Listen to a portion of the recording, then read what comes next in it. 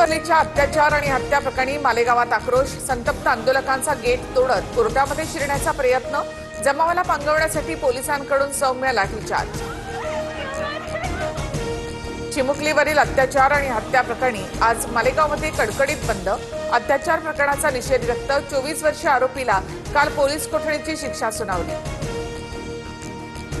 महिला आयोगाच्या अध्यक्षा रुपाली चाकणकरांनी घेतली मालेगावातील पीडित मुलीच्या कुटुंबियांची भेट. आरोपीला फाशीची शिक्षा व्हावी यासाठी पाठपुरावा करणार, चाकणकरांची ग्वाही. नवी मुंबईतील शिवाजी महाराजांच्या पुतळ्याचं अनावरणाला उपमुख्यमंत्री एकनाथ शिंदे यांनी जाणं टाळलं.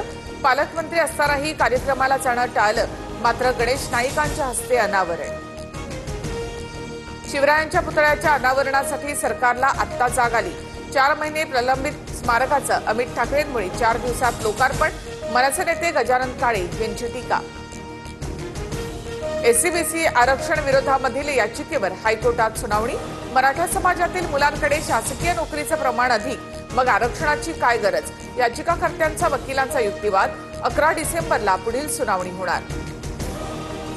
मुंबई महापालिकेसाठी केलेल्या अंतर्गत सर्व्हेमध्ये भाजप 100हून अधिक जागा जिंकण्याचा अंदाज. ठाकरे काँग्रेसच्या काही जागांवर देखील भाजपचा विजय होत असल्याचा दावा.